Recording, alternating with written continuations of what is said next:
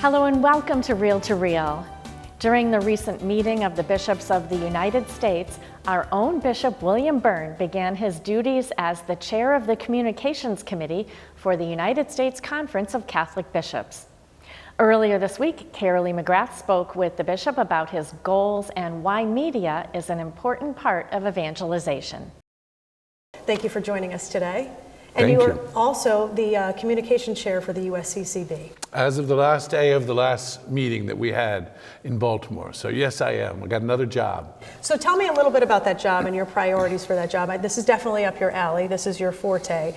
But coming into this position, what do you envision? So first of all, I follow in the footsteps of Bishop Robert Reed.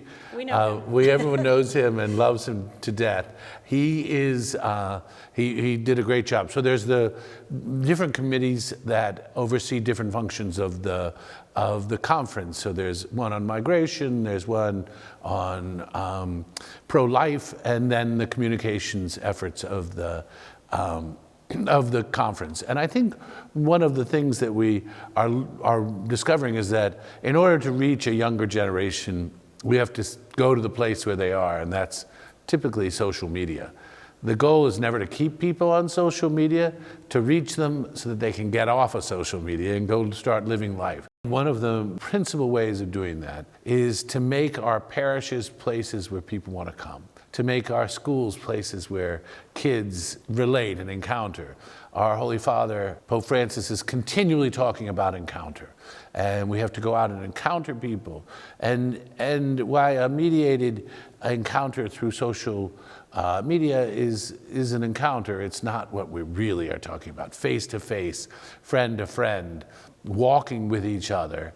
But it's a chance for us to present the teachings of the church, so misunderstood, especially by young people, young adults, and hopefully be able to reach them where they are. And this is definitely your forte, I would say. I mean, you've done this for a while. And before becoming Bishop of the Diocese of Springfield, you wrote the book 5 Things. You had your own YouTube series on that. And then in your role as bishop, you've continued that presence on social media. And I think a lot of young people have appreciated it. You're on Instagram and you're doing different videos with the saints. What's the feedback that you hear from people when you're out and about in the diocese? Well, I think the best feedback that you can get is when you go to a youth event and they're like, "Oh, Bishop Byrne, let's do a selfie so we can get on your Instagram."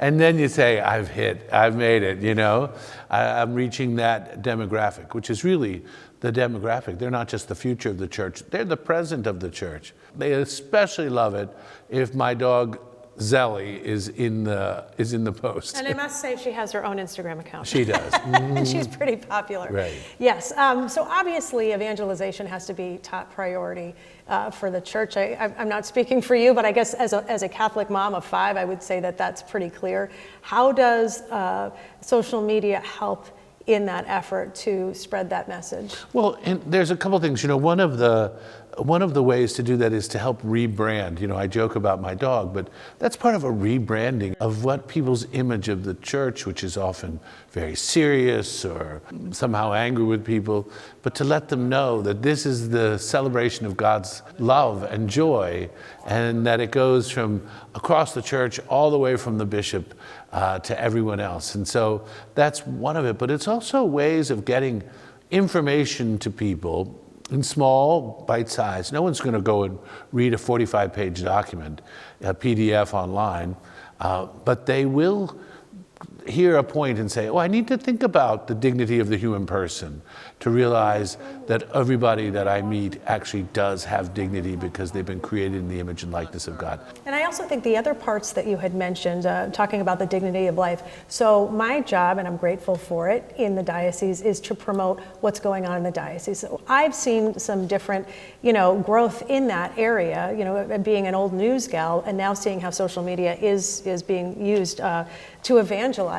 And it's very hard to keep up with you because you're everywhere. So I'm constantly chasing you and putting you up. But I'm even noticing different generations liking and being excited about some of the things that are happening, whether it's a pro-life mass or it's a Eucharistic procession, or you being at the Eucharistic Congress in Indianapolis. I mean, that got a lot of hits, I must say. But I have to say, when we're doing the Rosary just down the road from here, Planned Parenthood, and I'm surrounded by kids from Pope Francis Prep, my heart fills with joy. They're helping lead the Rosary, taking leadership, but also standing up for life. What's a more credible witness than a 17-year-old who's speaking to the culture that says, "Oh, don't listen to them," when they say, "I listen, and I'm putting my voice in for the unborn and for those who have no voice." And I think it encourages people out there who are scrolling. We're starting to see so much more,